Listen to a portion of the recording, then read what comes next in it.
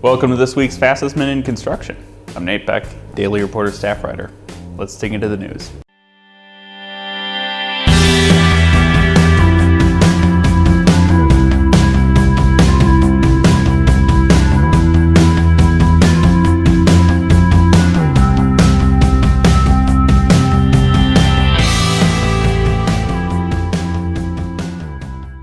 Stop me if you've heard this one before.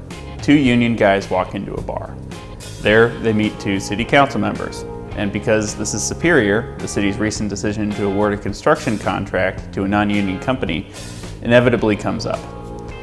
It wouldn't be long before booze, the city's bidding policies, and an unsuspecting wooden fence would result in disorderly conduct charges for the organized labor leaders.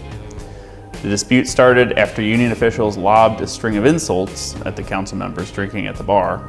Eventually, the two got up to leave for another tavern at the insistence of the bartender. But they returned a few minutes later, coaxing the council members outside with more insults shouted through an open window. It didn't take long before one of the union reps threw a council member through a wooden fence and punched the other in the face. The story ends how most bar fights do.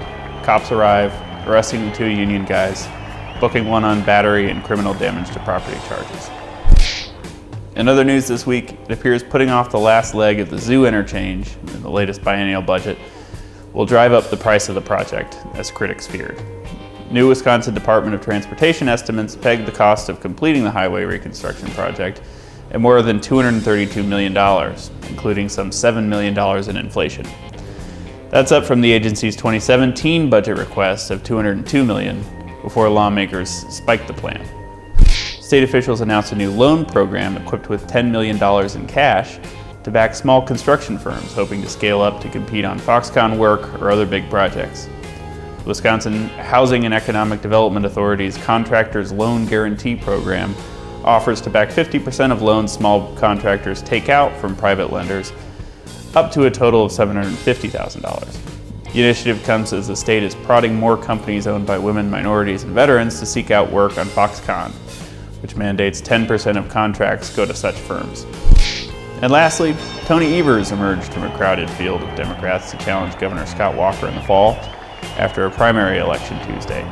In second place was union favorite Malin Mitchell, whose campaign attracted more than $700,000 in support, largely from out-of-state firefighters unions. Wisconsin construction unions backed Mitchell too, kicking in thousands to his campaign. Evers now faces a well-funded Walker campaign with just 12 weeks to go before the general election in November. That's been it for this week's Punch List. We'll see you next week.